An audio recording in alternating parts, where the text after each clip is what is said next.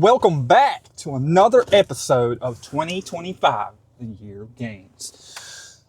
I just had an awesome leg workout. We'll go over those exercises in a moment, but I'm just so super freaking pumped about how things went. We went in there and we killed it. I killed my diet yesterday. I'm killing my diet today. I have food prepared for the next 2 days. There's nothing veering me away from the path of what I want to become, who I want to become, and how I'm going to get there. So we're going to keep this thing going. We're going to keep on killing it, and let's just freaking jump into this workout, shall we? All right, so we started off with some hamstring curls. We warmed up, of course. We always warm up. Don't ever forget to warm up. Warming up is important. Make time for it. Don't say you don't have time. Just make time for it. Warmed up with lightweight. So when I warm up, I just go lightweight, 5 reps up to about my working weight. And when I feel I'm at my working weight, I stop, I rest, and then we start. So at hamstring curls, you got to adjust the seat to a good position. It's something you got to play with. I talk about this every leg day. But once you find the right spot with the seat, you'll know. If you think you have the right spot, maybe experiment a little if you haven't. But once you find the right spot, squeeze, stretch, time under tension, mind muscle connection, and intensity. If you check all of those boxes, you are going to get a badass leg pump, hamstring pump. So after 3 sets of that, I did some RDLs. I am having some trouble with RDLs. I know I need to do them, absolutely need to do them, but they hurt my elbows. So I really need to get some wrist straps and not lose them this time. I've lost the last 2 pair. I suck at keeping up with wrist straps. Maybe now that I realize how important they are, I'll be able to keep up with them, but we'll see. I wouldn't hold my breath on that one. So RDLs, when I do RDLs form-wise, I like to drive my heels into the ground so hard that the front of my toes come off the ground sometimes. If you're making that mind muscle connection and you're thinking about your hamstrings, I think you're going to be good. Pick a moderate, heavy weight, however you want to do it. I ended up doing 3 sets there, and I was done with hamstrings.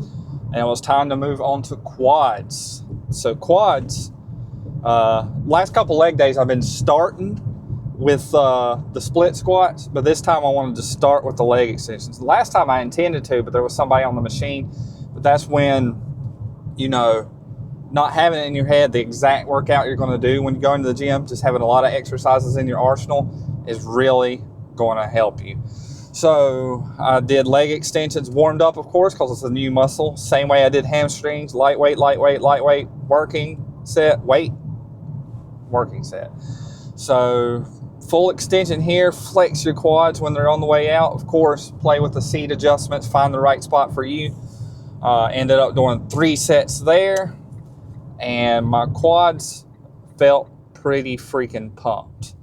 So after that, I moved on to the split squats that I love to do so much. I was thinking about doing some barbell squats, but I was a little limited on time, and I know I didn't have time to do another warm-up, because anytime I do like a heavy compound lift, I'll just go ahead and warm up again, just to cross my T's and dot my I's. But the split squats, I used the 40-pounder. I think with split squats, the biggest takeaway with the form is to go deep. And once you go deep, stay there for a second, then explode up. I think that is going to get you the most out of the split squats. So that's what I'm trying to focus on. I know sometimes I get a little quick because I get a little excited. It's just how I am. But working on that form on that one. And then, so I did 3 sets there, and I did a finisher of sissy squats. So that was it for the leg day. Went and did my pose down. Didn't have time for cardio. So the weekends are a little tricky for me when it comes to doing cardio, because at work, almost every week, I work late Friday and then have to work early Saturday. And I know if I push my lift to the afternoon, there's a chance I won't do it, because I'm a family man. I like to spend time with my family. But if I get up early, the only one that's suffering a little bit is me, losing a little bit of sleep. So I'm willing to do that every freaking time. But there is a limit to it. I want to get at least 5 hours on these days and then catch up the rest of the week. That's not optimal either. 6 to 8 hours is what you really need. But in order for me to continue to go to the gym and go every day like I want to. That's just something I have to do, you know. So, yeah. Yeah, but that's about it, guys. Leg day was a success. We love it. Stick around for the workout. I'm going to put it right after this. So tomorrow is going to be shoulders. I might sprinkle in some abs just because I like training abs, but who knows? We'll just have to see.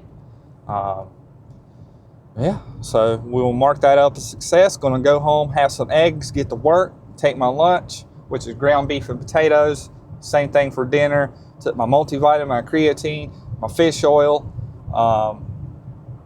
something else pre-workout. Cool.